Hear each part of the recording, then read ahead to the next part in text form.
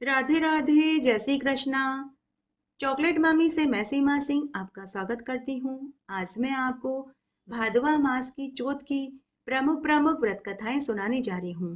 भादवा मास की चौथ चार बड़ी चौथ में से एक गिनी जाती है।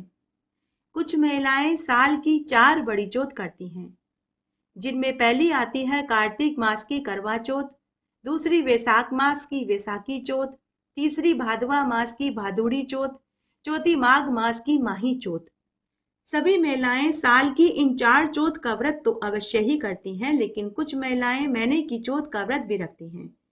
अगर आप महीने की चौथ का व्रत रखने में असमर्थ हैं, तो आपको साल की इन चार बड़ी चौथ का व्रत तो अवश्य ही करना चाहिए। इससे सुहाग अमर अजर रहता है, पति की उम्र लंबी होती है। बोलिए चौथ माता की जय, बोलिए विनायक जी महाराज की जय। आज हम भादुड़ी चौथ के व्रत की सभी व्रत कथाएं एक एक करके सुनेंगे। आइए पहली कहानी सुनते हैं। एक गांव में एक साहूकार दंपति अपने इकलौते बेटा बहू के साथ रहते थे। दोनों बाप बेटे कमाते नहीं थे। उनके बड़े बुजुर्ग खूब माल मलकियत धन जायदाद छोड़कर गए थे। उसी से उनका गुजारा चलता था। लेकिन साहूकार के बेटे की बहू पढ़ी लिखी समझदार थी। जब उसने यह देखा तो वह सोचने लगी कि अगर ऐसे मेरे पति और ससुर हाथ पर हाथ धरे बैठे रहेंगे, कोई काम धंधा नहीं करेंगे, तो एक न एक दिन जमा धन तो खर्च हो ही जाएगा। तब उस समय हम क्या करेंगे? तो उसने एक उपाय बनाया। अब वह घर का रसोई का गंदा कचरा और पानी फेंकने घर के बाहर जाती, तो बाहर चबूतरे पर बहुत सी पड़ोस की औरतें उसे बैठी मिलती। तो वे महिलाएं साहूकार के बेटे की बहू से पूछती कि बहू, आज भोजन में क्या खाया? तो वह कहती कि ठंडा बासी भोजन खाया। अब बहू रोज उनके पूछने पर यही जवाब देने लगी। तब एक दिन उसके पति ने सुन लिया, तो उसका पति उसी समय अपनी माँ के पास आया और अपनी माँ से बोला कि माँ, तुमने मेरी पत्नी को ठंडा बासी भोजन खाने को दिया था क्या? तो माँ ने पूछा कि बेटा, ऐसा क्यों कहते हो? मैं तो रोज चार थालियों में गरम गरम भोजन परोसती हूँ।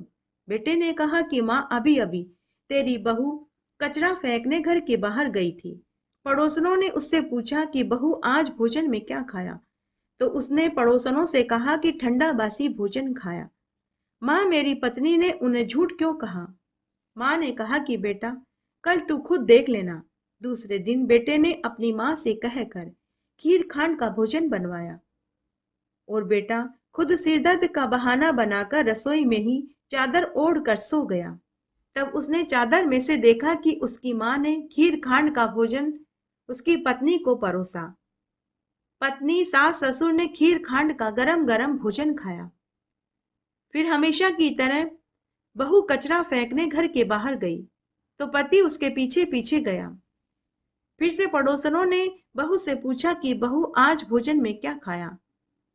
रोज की तरह बहू ने कहा कि बासी कुसी भोजन खाया। उसका पति उसके पीछे खड़ा यह सुन रहा था। वह सोचने लगा कि आज तो मैंने खुद देखा, इसने खीर खांड का गरम गरम भोजन खाया था। फिर इसने झूठ क्यों बोला? इसका पता तो लगाना ही पड़ेगा। वह कमरे में आकर लेट गया और पत्नी का कमरे में आने का इंतजार करने लगा।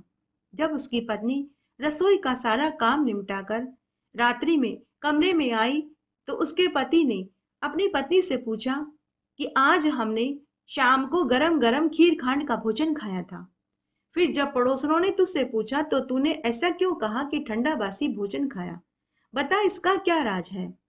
तो पत्नी बड़े ही सहज और मीठे शब्दों में अपने पति को समझाते हुए बोली कि हे स्वामी, आप और पिताजी तो कमाते ही नहीं हो। हम जो भोजन खाते हैं वह हमारे बड़े बुजुर्गों का जमा धन है।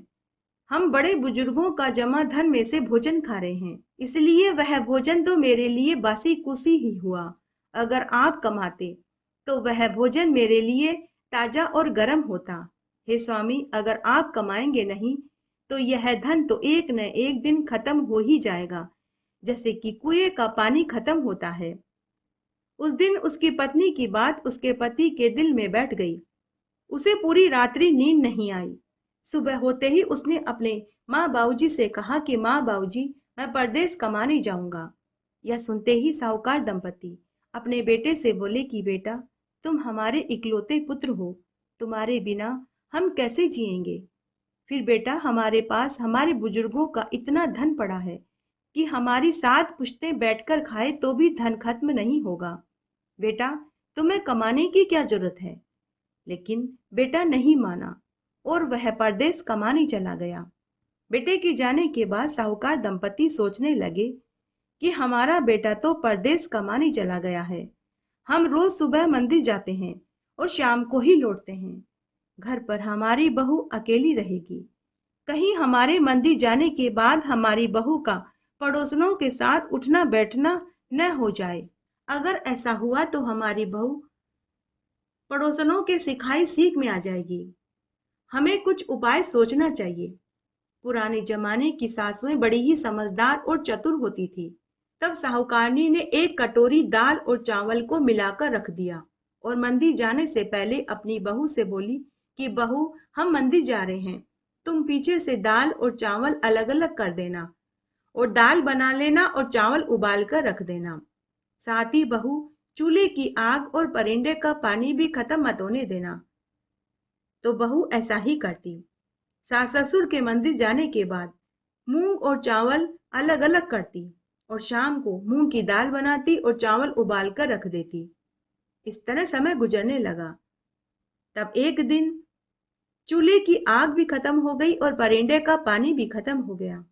बहू ने सोचा कि सास ससुर मंदिर गए हैं, उनके आने से पहले परिंदे का पानी भी भर लेती हूँ और चूल्हे की आग भी पड़ोस से मांग लाती हूँ।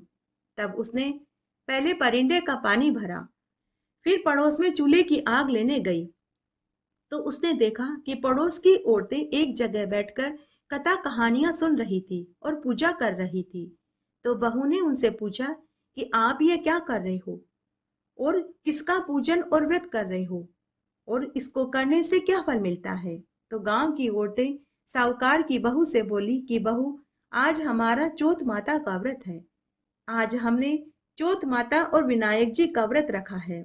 बहू, इस व्रत को करने से निर्धन को धन मिले, निसंतानों को संतान सुख मिले, बिछड़ों का मिलन हो, बुजुर्गों को बैकुंठ का वासा मिले, कुंवारे लड़के लड़कियों को मनपसंद जीवन साथी मिले। तब बहू उनसे बोली कि मैं भी ये व्रत करना चाहती हूँ क्योंकि मेरे पति परदेश कमाने गए हैं, अभी तक वापस नहीं लौटे हैं। मैं उन्हें वापस घर बुलाना चाहती हूँ, परंतु मैं यह व्रत कैसे करूं क्योंकि मेरे सास ससुर मुझे घर से निकलने नहीं देते। तो मुझे कैसे पता चलेगा कि चतुर्थी किस दिन पड़ती है। तब उन औरतों में से एक औरत जो बड़ी ही समझदार थी, उसने कहा कि बहू, तुम रोज एक गेहूं के दाने को माचिस की डिबिया में रखती जाना। जिस दिन 30 गेहूं के दाने हो जाएं तुम उस दिन व्रत रख लेना और चौथ माता का पूजन कर लेना, कथा कहानी सुन लेना और रात्रि में चंद्रमा को अर्घ्य देकर व्रत खोल लेना। तब साहूकार के बेटे की बहू ने उस दिन वहीं बैठकर उन गांव की औरतों से चौथ माता की कथा कहानियां सुनी, चौथ माता का पूजन किया, व्रत का संकल्प लिया और अग्नि लेकर घर आ गई और उस दिन से ही वह चौथ का व्रत करने लगी। इस तरह उसे चौथ का व्रत करते हुए 12 बरस हो गए। तब एक दिन चौथ के व्रत वाले दिन बहू चौथ माता और विनायक जी से विनती करने लगी कि हे चौथ माता, हे विनायक जी महाराज, मेरे पति को वापस घर भेज दीजिए, मुझे धन नहीं चाहिए। तब बैकुंठ में बैठी चौथ माता और विनायक जी सोचने लगे कि आज अगर हमने साहूकार के बेटे की बहू की नहीं सुनी तो कलयुग में हमें कौन मानेगा। हमें इसका सत्य तो रखना ही पड़ेगा। यह 12 बरस से हमारा व्रत कर रही है और कथा कहानियां सुन रही है। उसी रात्रि को चौथ माता ने साहूकार के बेटे को दर्शन देकर कहा कि पुत्र सो रहा है या जाग रहा है। साहूकार का बेटा बोला कि माँ, न तो मैं सो रहा हूँ नहीं जाग रहा हूँ, मैं तो चिंता में पड़ा हूँ। चौथ माता ने कहा कि पुत्र तू वापस घर जा, तेरे माता पिता और तेरी पत्नी तुझे बहुत याद करते हैं। तो साहूकार का बेटा बोला कि माँ, घर कैसे जाऊं, मेरा तो कारोबार बिखरा पड़ा है। चौथ माता ने कहा कि पुत्र तू कल सुबह नहा धोकर स्नान आदि करके दुकान पर जाकर चौथ माता का नाम लेकर घी का दीपक चास देना, तेरे सारे काम अपने आप हो जाएंगे। ऐसा कहकर चौथ माता अंतर्ध्यान हो गई। सुबह जब साहूकार का बेटा सोकर उठा तो उसे स्वप्न वाली बात याद आई। उसने स्नान आदि किया, दुकान पर जाकर चौथ माता का नाम लेकर घी का दीपक चार दिया, तो रुपए देने वाले रुपए देंगे, सामान लेने वाले लेंगे। एक ही दिन में मैनों का कारोबार समट गया। यह देखकर दुकान का मालिक भी उससे बहुत खुश हुआ। तब साहूकार का बेटा दुकान के मालिक से बोला कि मालिक, मुझे अपना घर छोड़े हुए 12 बरस हो गए हैं। अब मैं अपने माता पिता और पत्नी से मिलने घर जाना चाहता हूँ। पिछले कुछ दिनों से मैं रात्रि में अपने माता पिता और पत्नी को स्वप्न में रोता हुआ देख रहा हूँ। वे मुझसे मिलना चाहते हैं। यह सुनकर दुकान के मालिक ने खुशी खुशी उसका सारा हिसाब किताब कर दिया और खूब सारा धन देकर विदा कर दिया। साहूकार का बेटा धन लेकर घर की ओर चल पड़ा। चलते चलते वह घने जंगल में पहुंच गया। जब वह जंगल से होकर जा रहा था तो उसने देखा कि एक सर्प की पूंछ में आग लगी हुई थी। साहूकार के बेटे को सांप के ऊपर दया आ गई। साहूकार के बेटे ने सर्प को बचाने के लिए उसकी पूंछ पर मिट्टी डाल दी, जिससे सर्प की पूंछ में लगी आग बुझ गई। लेकिन वह खुश होने की बजाय क्रोधित हो गया। सर्प साहूकार के बेटे से बोला कि अरे मूर्ख, मुझे सर्प योनि से मुक्ति मिलने ही वाली थी। मैं 100 साल का बूढ़ा बीमार सर्प था। मैं सौ मरना चाहता था। तूने मुझे बचाकर अच्छा नहीं किया। अब मैं तुझे डसूंगा। साहूकार का बेटा सर्प से बोला कि हे नाग देवता, मैं 12 साल के बाद परदेश से धन कमाकर वापस घर जा रहा हूँ। घर पर मेरे बुजुर्ग माता पिता और मेरी पत्नी इंतजार कर रहे हैं। एक बार मैं उनसे मिल लूं, फिर आप मुझे डस लेना। सर्प बोला कि तू तो घर जाकर पलंग पर सो जाएगा, और मैं बुढ़ा बीमार सर्प हूँ, पलंग पर चढ़ भी नहीं सकता। तो साहूकार का पुत्र बोला कि हे नाग देवता, मैं पलंग पर अपनी चादर लटका दूंगा। आप चादर पकड़कर पलंग पर आ जाना और मुझे डस लेना। तब सर्प ने उसे जाने की इजाजत दे दी। साहूकार का पुत्र उदास मन से घर आया और दुखी होकर बैठ गया। साहूकार दंपति अपने पुत्र और पत्नी अपने पति को देखकर बहुत खुश हुए, लेकिन उसे उदास देखा तो उससे उदासी का कारण पूछा, लेकिन बेटे ने अपनी उदासी का कारण किसी को नहीं बताया। साहूकार दंपति ने सोचा कि हमारा बेटा यात्रा से थका हुआ है, थोड़ा आराम कर लेगा तो सही हो जाएगा। उसके बाद साहूकार दंपति भोजन खाकर अपने कमरे में सोने चले गए।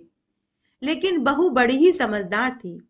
उसने अपने कमरे की पहली सीढ़ी पर कच्चा दूध का कटोरा भर कर रख दिया, दूसरी सीढ़ी पर बर्फी की मिठाई रख दी, तीसरी सीढ़ी पर बालू रेत बिछा दी, चौथी सीढ़ी पर गुलाब की पंखुड़ियां बखेर दी, पांचवी सीढ़ी पर इत्र और फुलेल छिड़क दिया, छठी सीढ़ी पर केसर और कस्तूरी रख दिया। इस तरह प्रत्येक सीढ़ी पर सांप के पसंद की सभी चीजें रख दी और सोने चली गई।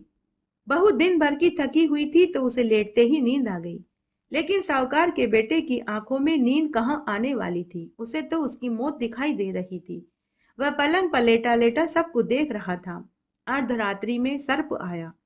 पहली सीढ़ी पर दूध रखा देखा तो उसने दूध पिया, मिठाई खाई, बालूरेत पर लेटने लगा, गुलाब की पंखुड़ियों पर लेटा, इत्र सूंघा, फुलेल सूंघा, केसर कस्तूरी को सूंघा और मन ही मन बोला कि अरे साहूकार के बेटे, तूने मुझे खुश तो बहुत किया, लेकिन मैंने तुझे डसने का वचन दिया था तो तुझे डसना तो पड़ेगा।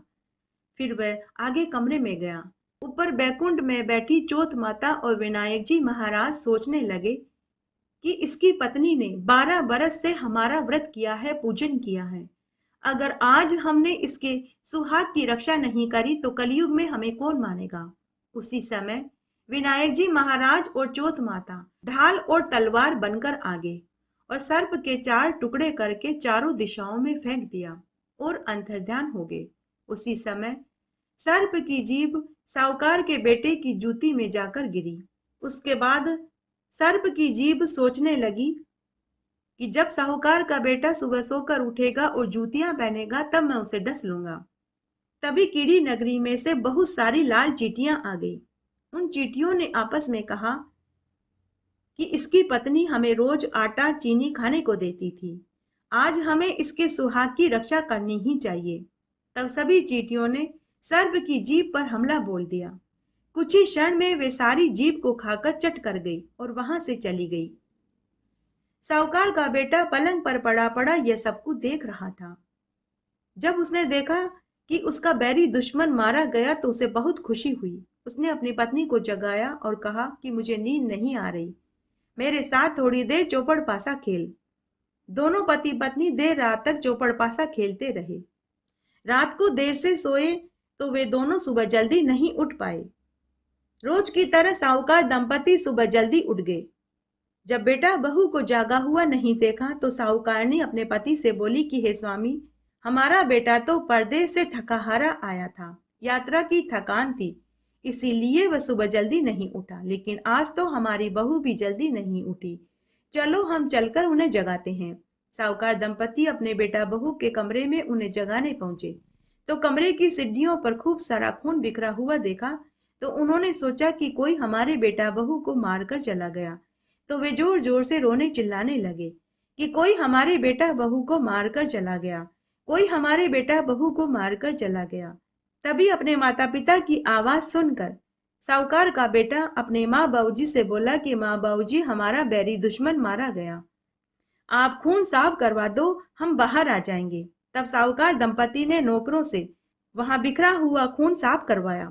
तब बेटे ने अपने माता पिता से पूछा कि माँ बाबूजी, आप दोनों में से किसी ने मेरी दीर्घायु के लिए कोई व्रत उपवास और दान पुण्य किया था तो बताओ, क्या किया था? तो उन्होंने कहा कि बेटा, हमने तो कोई व्रत उपवास नहीं किया और नहीं कोई दान पुण्य किया। तो उसकी पत्नी बोली कि मैंने किया था, मैं 12 साल से चौथ माता का व्रत और पूजन कर रही हूँ। तब सास बोली कि बहू, तूने कब किया? मैं तो रोज तुझे 4 समय का भोजन देती थी। तो बहू ने कहा कि सासू माँ, मैं चौथ के व्रत वाले दिन सुबह का भोजन गाय को खिलाती, दोपहर का भोजन मैत्रानी को देती, शाम का भोजन उठियाड़े में गाड़ देती थी और रात्रि का भोजन चंद्रमा को अर्घ्य देकर खुद खाती थी। आप चाहें तो पूछ सकते हो। तब गाय से पूछा गया तो उसके मुंह से पलाश के फूल झड़ने लगे। मैत्रानी से पूछा तो उसने कहा कि मालकिन, आपकी बहू व्रत वाले दिन महीने में एक दिन मुझे भोजन खाने को देती थी। उठियाड़े को खोद कर देखा गया तो रोटियां सोने के सिक्कों में बदली हुई मिली। यह देखकर सास बहू के पांव पकड़ने लगी और बोली कि बहू, तू तो बड़ भागी है, तेरी वजह से मेरा पुत्र आज जीवित है। उसके बाद जब चौथ का दिन आया तो बहू के साथ सास ने भी चौथ का व्रत किया। हे चौथ माता, जैसे आपने बहू को चौथ के व्रत का फल दिया, उसके सुहाग की रक्षा करी, वैसे सबकी करना। कहानी कहने वाले की, सुनने वाले की और हुक्कारा भरने वाले की। आइए अब हम भादुड़ी चौथ व्रत में सबसे ज्यादा सुनी जाने वाली व्रत कथा सुनते हैं। एक बार बहुत छोटा सा गांव था। उस गांव में एक बुढ़िया माई अपने बेटे के साथ रहती थी। उसके बेटे का नाम गवालिया बछालिया था। उसका बेटा जंगल से लकड़ी बीन कर लाता और शहर में बेचता, उसी से उनका गुजर बसर चलता था। बुढ़िया माई चौथ माता की परम भक्त थी। वह हर महीने की चौथ का व्रत करती थी।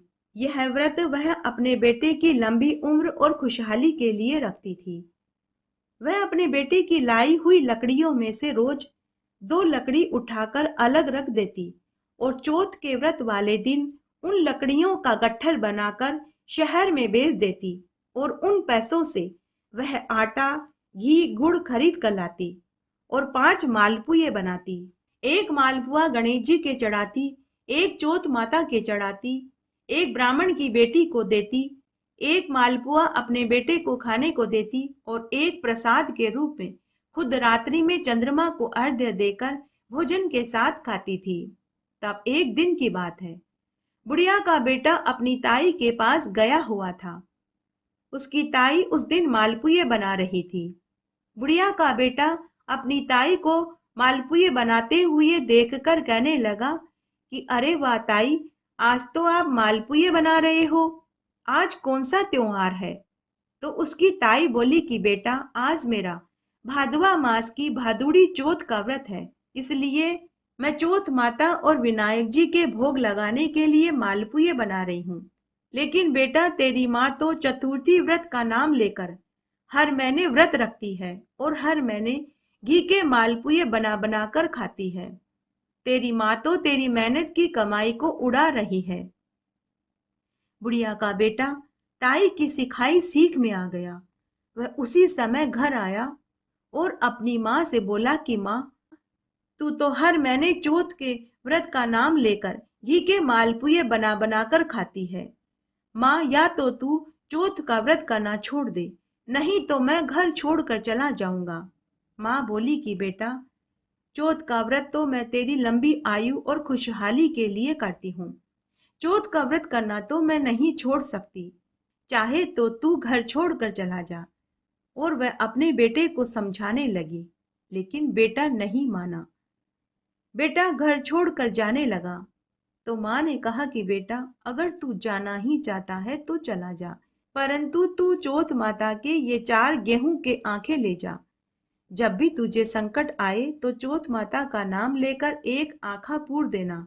चौथ माता तेरे सारे संकट दूर कर देगी। तब बेटा चौथ माता के आंखें लेकर घर छोड़कर चला गया। चलते चलते रास्ते में खून की नदी मिली। बुढ़िया के बेटे को आगे जाने का रास्ता दिखाई नहीं दिया। तभी उसे अपनी माँ के दिए हुए गेहूं के आंखों की याद आई।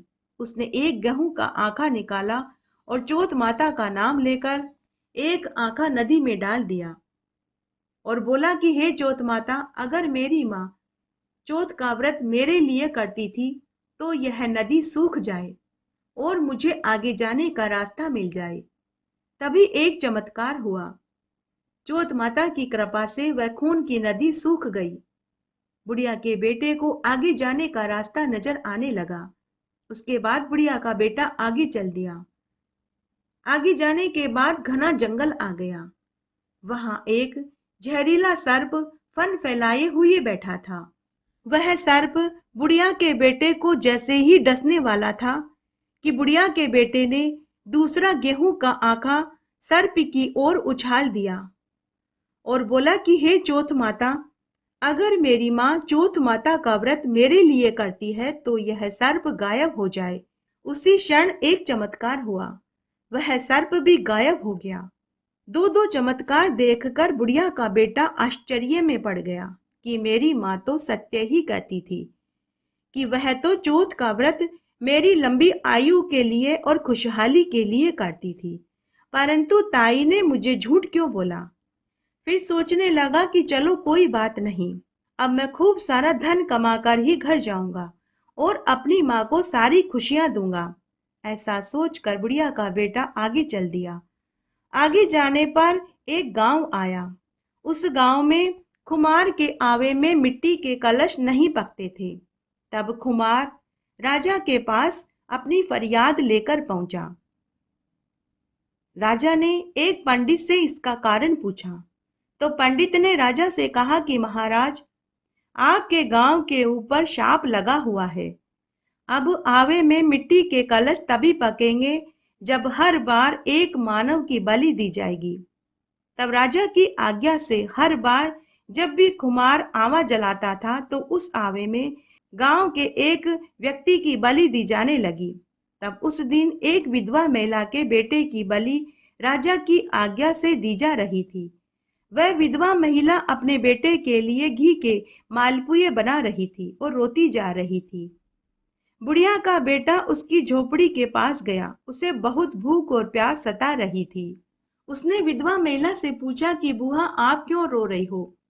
तो उसने पूरी बात बताई और बोली कि बेटा, कि आज मेरा एकमात्र सहारा मेरा इकलौता पुत्र उस आवे में डाला जाएगा। अगर मेरे पुत्र को कुछ हो गया तो मैं भी कुएं में कूदकर अपनी जान दे दूंगी। तब बुढ़िया का बेटा विधवा महिला से बोला कि बुआ, मुझे बहुत भूख लगी है, अगर आप मुझे भोजन खिला दो तो मैं आपके पुत्र की जगह चला जाऊंगा। तो विधवा महिला बोली कि बेटा, तुम क्यों मेरे पुत्र की जगह मरना चाहते हो। तुम भी किसी माँ के बेटे, किसी बहन के भाई होंगे। पुत्र, भोजन तो मैं तुम्हें ऐसे ही खिला दूंगी। यह सुनकर बुढ़िया का बेटा बोला कि बुआ, एक तरफ तो तुम मुझे बेटा कहती हो और दूसरी तरफ ऐसा कहकर मुझे पराया कर दिया। बुआ, तुम चिंता मत करो, मुझे कुछ नहीं होगा। तब विधवा महिला ने बुढ़िया के बेटे को बिठाकर खूब सारे मालपुए खिलाए, पानी पिलाया। भोजन खाकर बुढ़िया का बेटा वहीं सो गया। दूसरे दिन राजा के सिपाही आए विधवा के बेटे की जगह बुढ़िया का बेटा चला गया। सैनिकों ने उसे आवे में चुन दिया और आग लगा दी। बुढ़िया के बेटे ने चौथ माता के तीसरे गेहूं का आखा निकाला और चौथ माता और विनायक जी का नाम लेकर आवे में पूर दिया। उसी क्षण आवे में आग बुझ गई और कुम्हार के सभी मिट्टी के कलश सोने चांदी के कलश में बदल गए। जब गांव वालों ने यह चमत्कार देखा तो उन्होंने इसकी सूचना नगर के राजा को दे दी। नगर का राजा उसी क्षण वहां देखने पहुंचा और मिट्टी के कलश की जगह सोने चांदी के कलश देखकर आश्चर्य में पड़ गया। राजा ने कहा कि 1 महीने में पकने वाले मिट्टी के बर्तन एक ही दिन में कैसे पक गए और वे सोने चांदी के कलश में कैसे बदल गए। तब राजा की आज्ञा से राजा के सैनिक सोने चांदी के कलश आवे में से उतारने लगे कि तभी आवे में से आवाज आई कि अरे भाई, बर्तनों को धीरे धीरे निकालना। आवाज सुनकर वहां खड़े सभी लोग डर गए। तब राजा ने पूछा कि तुम कौन हो? भूत पिशाच डाकन कौन हो? तो आवे में से पुनः आवाज आई कि मैं तो वही हूं जिसको आपके सिपाहियों ने आवे में चुना था। तब राजा के सैनिकों ने उसे आवे में से बाहर निकाला तो बुढ़िया के बेटे के साथ वे सभी लोग भी जीवित हो गए जिनकी आज से पहले आवे में बलि दी गई थी। सभी गांव वाले अपने सगे संबंधियों पुत्र पोत्रों को जीवित देखकर बहुत खुश हुए। तब राजा ने बुढ़िया के बेटे से इसका कारण पूछा। बुढ़िया का बेटा बोला कि हे महाराज, मेरी माँ हर महीने की चौथ का व्रत करती है। मुझे और इन सब को तो चौथ माता ने बचाया है, लेकिन राजा को उसके ऊपर यकीन नहीं हुआ। तब राजा ने बुढ़िया के बेटे से कहा कि मुझे तुम्हारी बात पर यकीन नहीं। तब राजा ने कहा कि मैं तुम्हारी परीक्षा लेना चाहता हूँ। अगर तुम मेरी परीक्षा में सफल हुए तो मैं चौथ माता को मान जाऊंगा, तो मैं अपनी कन्या का विवाह तुम्हारे साथ करवा दूंगा और खूब सारा दान दहेज भी दूंगा। लेकिन अगर तुम्हारी बात झूठी निकली तो मैं तुम्हें फांसी पर चढ़ा दूंगा। बुढ़िया के बेटे ने राजा की शर्त को स्वीकार कर लिया। तब राजा ने उसी समय 2 घोड़े मंगवाए। एक घोड़े पर राजा बैठ गया और दूसरे घोड़े पर बुढ़िया के बेटे को बैठा दिया। राजा ने अपने सिपाहियों को आदेश दिया कि इस लड़के के हाथ पांवों में रस्सी बांध दो। सैनिकों ने ऐसा ही किया। फिर राजा ने कहा कि अगर तुम सच बोल रहे हो कि चौथ माता तुम्हें बचाने आती है, तो चौथ माता इस बार भी तुम्हें बचाने आएगी और सच और झूठ का पता भी चल जाएगा। तब राजा ने कहा कि अगर तुम सच बोल रहे हो तो तुम अपनी चौथ माता से कहो कि वह तुम्हें बचाने आए, और अगर तुम्हारे हाथों और पैरों में बंधी यह रस्सी मेरे हाथों पैरों में आ गई तो मैं तुम्हारी बात पर यकीन करूंगा और मैं भी हर महीने की चौथ का व्रत करूंगा। उसी क्षण बुढ़िया के बेटे ने आखिरी गेहूं के आखे को चौथ माता का नाम लेकर पूर दिया और स्तुति करने लगा कि हे चौथ माता, आपने मेरी अब तक लाज रखी, अब भी रख लेना, और अगर मेरी माँ मेरी लंबी आयु और खुशहाली के लिए चौथ का व्रत करती थी तो इस बार आकर मुझे फिर से बचा लो। उसी क्षण बुढ़िया के बेटे के हाथों पांवों में से रस्सी खुलकर राजा के हाथों पैरों में लग गई। वहां खड़े गांव के सभी लोगों के साथ सैनिकों और राजा को महान आश्चर्य हुआ। राजा को भी चौथ माता का चमत्कार देखने को मिला। राजा के साथ वहां खड़े सभी लोगों ने चौथ माता के नाम का जयकारा लगाया। बोलिए चौथ माता की जय, बोलिए विनायक जी महाराज की जय। उसके बाद राजा को अपना दिया हुआ वचन पूरा करना पड़ा।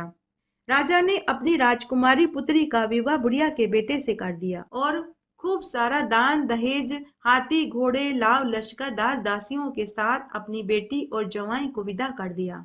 बुढ़िया का बेटा हाथी घोड़े ऊंट दास दासियां खूब सारा दान दहेज लेकर अपनी पत्नी के साथ रथ में बैठकर अपने गांव की ओर चल दिया।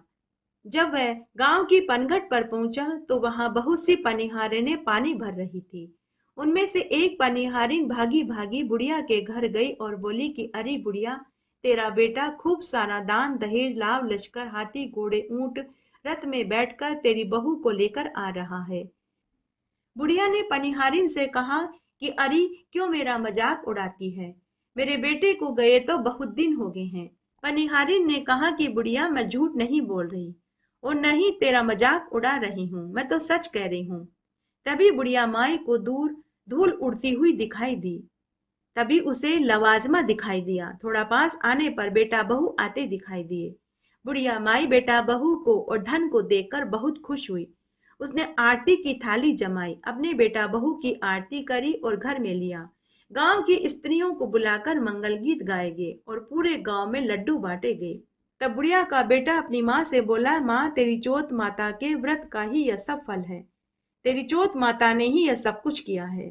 हे चौथ माता, जैसे आप बुढ़िया के ऊपर फली फूली, जैसे उसे बेटा बहू धन दौलत का सुख दिया, वैसे सबको देना। कहानी कहने वाले को, सुनने वाले को और हुक्कारा भरने वाले को। चौथ के व्रत में सभी कथा कहानियों के साथ में विनायक जी की कहानी जरूर सुननी चाहिए, तभी व्रत का संपूर्ण फल प्राप्त होता है। आइए अब हम विनायक जी की कहानी सुनते हैं। बोलिए विनायक जी महाराज की जय। एक बार एक छोटा सा गांव था। उस गांव में एक विधवा बुढ़िया माई अपने बेटा बहू और पोते पोतियों के साथ रहती थी।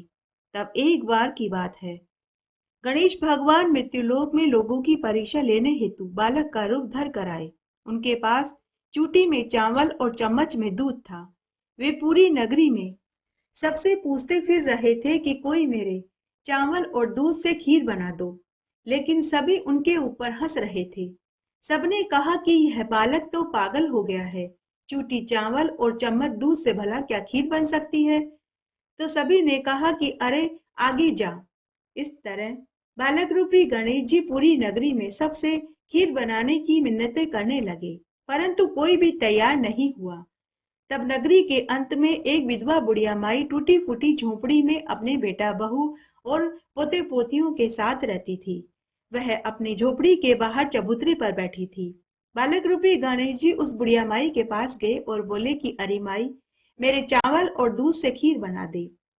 बुढ़िया माई मन ही मन सोचने लगी कि भला चूटी चावल और चम्मच दूध से कहाँ खीर बनेगी। परंतु बालक का मन रखने के लिए बुढ़िया माई ने बालक से कहा कि ला बेटा, तेरे चावल और दूध से मैं खीर बना देती हूँ। तब बुढ़िया माई ने सबसे छोटा सा छोटा बर्तन चूल्हे पर चढ़ाया। तब बालक रूपी गणेश जी ने कहा कि बुढ़िया माई, इतना छोटा बर्तन चूल्हे पर मत चढ़ा। तेरे घर में जो सबसे बड़ा बर्तन हो उसमें खीर बना। बुढ़िया माई ने चूल्हे पर घर का सबसे बड़ा भगोना चढ़ा दिया। फिर बुढ़िया माई ने कहा कि बेटा ले, तू इसमें चावल और दूध डाल दे। बालक रूपी गणेश जी ने चूटी चावल और चम्मच दूध भगोने में डाल दिया। देखते ही देखते वह भगोना दूध और चावल से पूरा भर गया। चूटी चावल और चम्मच दूध डालते ही भगोना जब पूरा भर गया तो बुढ़िया माई को बड़ा आश्चर्य हुआ। वह समझ गई कि यह बालक कोई साधारण नहीं। तब बुढ़िया माई ने बालक रूपी गणेश जी से पूछा कि बेटा तेरा क्या नाम है। तब बालक रूपी गणेश जी बुढ़िया माई से बोले कि बुढ़िया माई, मेरा नाम तो गणेशा है। बालक रूपी गणेश जी ने बुढ़िया माई से कहा कि बुढ़िया माई, मैं तालाब पर स्नान करके आता हूँ, तब तक तू खीर बना ले। बुढ़िया ने खीर बनाई, उसमें चीनी डाली। खीर बनकर तैयार हो गई। उसकी सौंधी सौंधी खुशबू उसकी झोपड़ी में ही नहीं वरन पूरे गांव में फैल गई। तभी उसके पोता पोती आए और अपनी दादी से खीर मांगने लगे। बुढ़िया माई ने कहा कि बेटा, अभी गणेशा तालाब पर स्नान करने गया है। जब वह तालाब से नहाकर आएगा तब सबसे पहले उसे खीर खिलाऊंगी, उसके बाद ही मैं तुम्हें खीर खाने को दूंगी। लेकिन यह सुनते ही पोता पोती खीर के लिए रोने लगे। तब बुढ़िया माई ने चूल्हे में से अंगीरा निकाला और उसके ऊपर गणेश भगवान का नाम लेकर खीर का भोग लगा दिया और फिर कटोरा भर भर कर अपने पोते पोतियों को खीर खाने को दे दिया कि तभी उसकी पड़ोसन आ गई। बुढ़िया ने मन ही मन सोचा कि यह पड़ोसन गणेशा से मेरी चुगली न कर दे, तो बुढ़िया ने एक कटोरा भर कर पड़ोसन को भी दे दिया। थोड़ी देर बाद बुढ़िया को भी भूख सताने लगी, तो बुढ़िया ने भी एक कटोरा खीर भरकर दरवाजे के पीछे बैठकर गणेश भगवान का नाम लेकर खीर खा लिया। जब बुढ़िया माई खीर खा रही थी तो पीछे से उसकी बहू भी आ गई। उसने भी एक कटोरा खीर भरा और गेहूं की टंकी के पीछे बैठकर खीर खा लिया और खीर का खाली कटोरा चक्की के नीचे सरका दिया। इस तरह दोपहर हो गई। तब बुढ़िया माई झोपड़ी के बाहर आकर जोर जोर से आवाज लगाने लगी कि आजा रे गणेशा, खीर तैयार हो गई, आकर खीर खा ले। तभी बालक रूपी गणेश जी आए और बोले कि बुढ़िया माई, मैंने तो खीर खा ली। बुढ़िया माई को आश्चर्य हुआ। उसने कहा कि अरे गणेशा, तूने खीर कब खाई? तब बालक रूपी गणेश जी बोले कि बुढ़िया माई, जब तूने अंगीरे पर खीर का भोग लगाया तब मैंने खीर खाई। जब तेरे पोते पोतियों ने खीर खाई तब मैंने खीर खाई। जब तेरी पड़ोसन ने खीर खाई तब मैंने खीर खाई। और जब तूने और तेरी बहू ने खीर खाई तब तो मेरा पूरा ही पेट भर गया। बुढ़िया ने कहा कि गणेशा, तेरी सारी बातें तो सच है, लेकिन मेरी बहू बिचारी का तो नाम ही मत लेना। उसने तो खीर की तरफ देखा भी नहीं है। वह तो सुबह से काम में लगी हुई है, फिर वह खीर कहाँ से खाएगी? गणेश भगवान ने कहा कि बुढ़िया माई, अगर तुझे यकीन नहीं तो तू चक्की के नीचे जाकर के देख, वहां खीर का झूठा कटोरा पड़ा हुआ है। बुढ़िया ने जाकर देखा तो चक्की के नीचे खीर का झूठा कटोरा पड़ा था। बुढ़िया माई गणेश भगवान के हाथ जोड़ती हुई बोली कि बेटा, यह घर की बात है, इसे घर में ही रहने दे। अब बता गणेशा, इस खीर का क्या करना है? गणेश भगवान ने कहा कि पूरी नगरी को जिवा दे। बुढ़िया माई भागी भागी पूरी नगरी को खीर खाने का न्योता दे आई। गांव के सभी लोग कहने लगे कि अरे, इसके खुद के खाने के टोटे हैं, यह किसी को क्या जिमाएगी। फिर पूरी नगरी एक एक करके बुढ़िया के यहाँ खीर खाने आई। खीर इतनी स्वादिष्ट थी कि सभी ने खीर खाने के बाद खीर की खूब बड़ाई करी। सारी नगरी खीर जीम कर चली गई, लेकिन फिर भी खीर का भगोना पूरा भरा हुआ था। धीरे धीरे यह बात राजा के महल तक पहुंची। राजा ने अपने सैनिक भेजकर बुढ़िया माई से खीर का भगोना महल में मंगवा लिया। महल में पहुंचते ही खीर के भगोने में कीड़े पड़ गए, उसमें से दुर्गंध आने लगी। राजा ने खीर का भगोना वापस बुढ़िया को देने के लिए बुढ़िया को महल में बुलवाया। राजा ने पूछा कि अरे बुढ़िया माई, तेरा खीर का भगोना वापस ले जा, लेकिन नगरी में तुझे कोई भी पूछे तो कहना कि यह खीर का भगोना मैंने तुझे दिया था। तो बुढ़िया माई बोली कि हे महाराज, मेरे ऊपर तो गणेश भगवान टूटे हैं। आप टूटो तो अपनी दासियों और बांदियों और सेवकों पर टूटो। अगर आपको मुझे देना ही होता तो पहले ही दे देते। मैं तो सभी से यही कहूंगी कि मेरे ऊपर तो गणेश भगवान टूटे हैं। तब बुढ़िया माई खीर का भगोना लेकर खुद की झोपड़ी में आ गई। जैसे ही खीर के भगोने को बुढ़िया माई ने अपनी झोपड़ी में लाकर रखा तो वह खीर वापस सुगंधित खीर में बदल गई। झोपड़ी में आने के बाद बुढ़िया माई ने गणेश भगवान से कहा कि अरे गणेशा, अब बता मैं इस बची हुई खीर का क्या करूं? तभी वहां गणेश भगवान प्रकट हो गए। गणेश भगवान ने बुढ़िया माई से कहा कि बुढ़िया माई, इस बची हुई खीर को तेरी झोपड़ी के पिछवाड़े में खड्डा खोद कर गाड़ दे, तुझे सुबह वहां गड़ा खजाना मिलेगा। ऐसा कहकर गणेश भगवान अंतर्ध्यान हो गए। जाते जाते बुढ़िया की झोपड़ी को ठोकर मार गए तो उसकी झोपड़ी महल मालिये में बदल गई। घर में अन्न धन के भंडार हो गए। बुढ़िया की बहू ने गणेश भगवान की आवाज सुन ली थी तो उसके मन में लालच आ गया। वह सुबह अपनी सास के उठने से पहले ही उठ गई और घर के पिछवाड़े की जमीन को फावड़ी से खोदने लगी, लेकिन उसे धन का चरा कहीं नहीं मिला। थक हार कर वह अपनी सास के पास आई और बोली, सासू माँ, आपके गणेश जी झूठ बोलकर गए हैं। हमारे घर के पिछवाड़े की मैंने सारी जमीन खोद ली, लेकिन कहीं भी धन का गड़ा खजाना नहीं मिला। तब बुढ़िया माई अपनी बहू से बोली कि ला, तू मुझे सुई दे, मैं खुद जमीन खोद कर देखूंगी। तो बहू ने सास से कहा कि सासू माँ, मैंने अपने घर के पिछवाड़े में फावड़े से पूरी खुदाई करी। जब फावड़े से खोदने पर वहां धन का खजाना नहीं मिला तो सुई के खोदने से भला क्या मिलेगा? बुढ़िया माई ने पूर्ण विश्वास के साथ सुई लेकर घर के पिछवाड़े में जमीन खोदने लगी कि तभी उसे टन टन की आवाज आई। बुढ़िया ने मिट्टी हटाकर देखा तो वहां धन से भरा हुआ एक कलश पड़ा था। धन से भरा हुआ कलश देखकर बहू को अपनी गलती का एहसास हुआ। बहू अपनी सास के चरण पकड़कर माफी मांगने लगी। अब बुढ़िया की बहू भी गणेश जी की परम भक्त हो गई। अब वह भी हर बुधवार का और गणेश चतुर्थी का व्रत करने लगी और गणेश भगवान का पूजन करने लगी। गणेश भगवान तो भाव के भूखे होते हैं। हे गणेश भगवान, जैसे आप बुढ़िया के ऊपर टूटे वैसे सबके ऊपर टूटना। कहानी कहने वाले के ऊपर, सुनने वाले के ऊपर और हुक्कारा भरने वाले के ऊपर। बोलिए विनायक जी महाराज की जय। सभी कथा कहानियों के साथ में छींक माता की कहानी जरूर सुननी चाहिए। आइए अब हम छींक माता की कहानी सुनते हैं। एक बार एक साहूकार का बेटा था। वह शहर से कमाकर घर लौट रहा था। रात्रि हो गई। वह जंगल के रास्ते से जा रहा था कि तभी उसे एक मंदिर दिखाई दिया। उसने सोचा कि रात्रि में इसी मंदिर में सो जाता हूँ, सुबह होने पर घर चला जाऊंगा। तो साहूकार का बेटा उस मंदिर में चबूतरे पर सो गया। उस मंदिर में एक वट का वृक्ष था। उस वट वृक्ष की पोखर में सांप उस वट वृक्ष की पोखर में नाग नागिन का जोड़ा रहता था। नाग को साहूकार के ऊपर दया आ गई। वह पूरी रात साहूकार के पुत्र की रखवाली करता रहा, क्योंकि उस जंगल में अनेक जंगली पशु थे। वे कभी भी आकर उस साहूकार के पुत्र को खा सकते थे। इसलिए नाग पूरी रात जागकर साहूकार के पुत्र की रखवाली कर रहा था। सुबह जब साहूकार का बेटा सोकर उठा तो उसने नाग को उसकी रखवाली करते हुए देखा। साहूकार को नाग के ऊपर दया आ गई। साहूकार ने वहीं एक ग्वाले से दूध लेकर नाग को पिला दिया। तब नाग ने नागिन से कहा कि तू यहीं रह, मैं डस कर आता हूं। नागिन बोली कि मैं भी आपके साथ चलूंगी।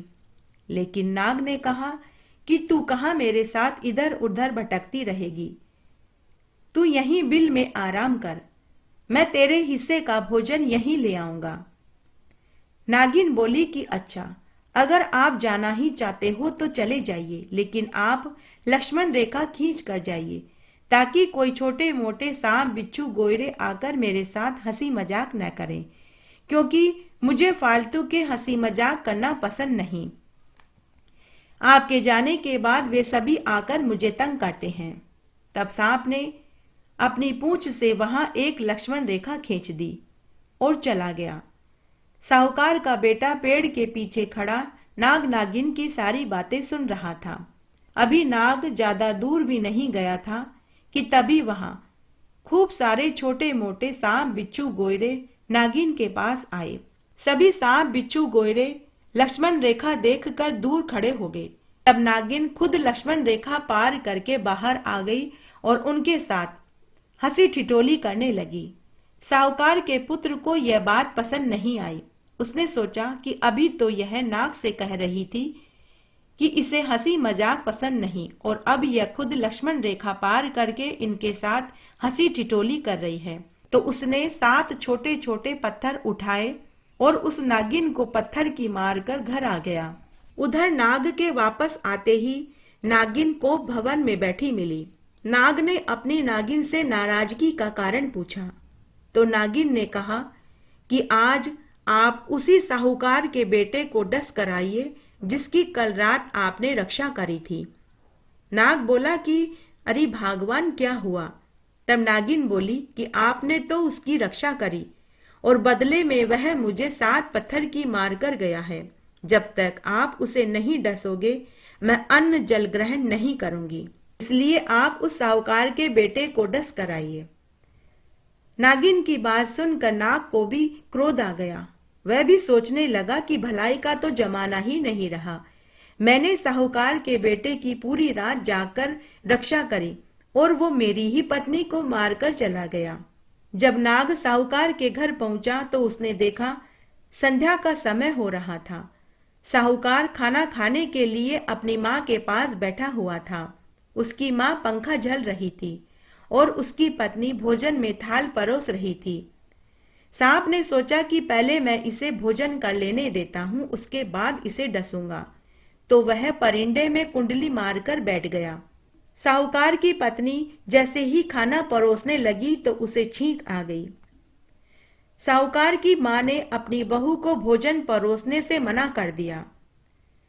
थोड़ी देर बाद बहू पुनः पानी का गिलास लेकर आई तो फिर से उसे छींक आ गई। साहूकार की मां ने फिर से अपनी बहू को पानी का गिलास रखने से मना कर दिया। थोड़ी देर बाद बहू फिर से भोजन की थाली लेकर आई तो उसे फिर से छींक आ गई।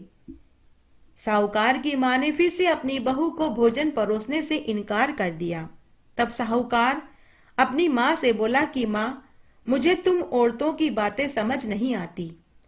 आज सुबह मैंने नाग और नागिन की बातें सुनी। नागिन अपने नाग से बोल रही थी कि मुझे हंसी मजाक करना पसंद नहीं, इसलिए आप लक्ष्मण रेखा खींच कर जाइए। बेचारा नाग तो लक्ष्मण रेखा खींच कर चला गया। नाग के जाते ही वह नागिन खुद सांप बिच्छू गोयरे अजगर से हंसी ठिठोली करने के लिए लक्ष्मण रेखा पार करके बाहर आ गई। माँ, मुझे ये दो मुही बातें पसंद नहीं आती, तो मैं उस नागिन को 7 पत्थर मारकर आया हूँ। और घर आया तो यह छींक वाली बात, ये सारी बातें मुझे पसंद नहीं आती। ये सारी बातें नाग सुन रहा था। तभी सांप अपने असली रूप में प्रकट हो गया और साहूकार के बेटे से बोला कि मैं तुझसे प्रसन्न हुआ, तू कोई 3 वरदान मांग ले। तब साहूकार के बेटे, उसकी माँ और बहू ने सर्प देवता को प्रणाम किया। तब उसने पुत्र, धन, दौलत और यश मांगा। नाग देवता ने उसे तथास्तु कहा और वरदान देकर अंतर्ध्यान हो गया और वापस अपनी नागिन के पास पहुंचा और अपनी नागिन की नाक काट ली और बोला कि अरे पापीन दुष्ट, तूने तो अपना धर्म भ्रष्ट कर दिया। तूने मुझे झूठी कहानी सुनाई। अगर आज मैं साहूकार के पुत्र को डस लेता तो मेरा भी धर्म भ्रष्ट हो जाता। इस प्रकार साहूकार के घर में छींक का नियम रखा तो साहूकार के बेटे की जान बच गई। इसलिए अगर छींक आ जाए तो थोड़ी देर के लिए शुभ काम को टाल देना चाहिए, छींक का नियम रखना चाहिए। इस तरह आज हमने भादवा मास की चौथ की प्रमुख प्रमुख व्रत कथाएं सुनी। आशा करती हूँ ये आपको जरूर पसंद आएगी। मेरे साथ बने रहने के लिए आपका धन्यवाद। आगे आने वाली कथा कहानी के लिए भी आप इसी तरह मेरे साथ बने रहें। धन्यवाद।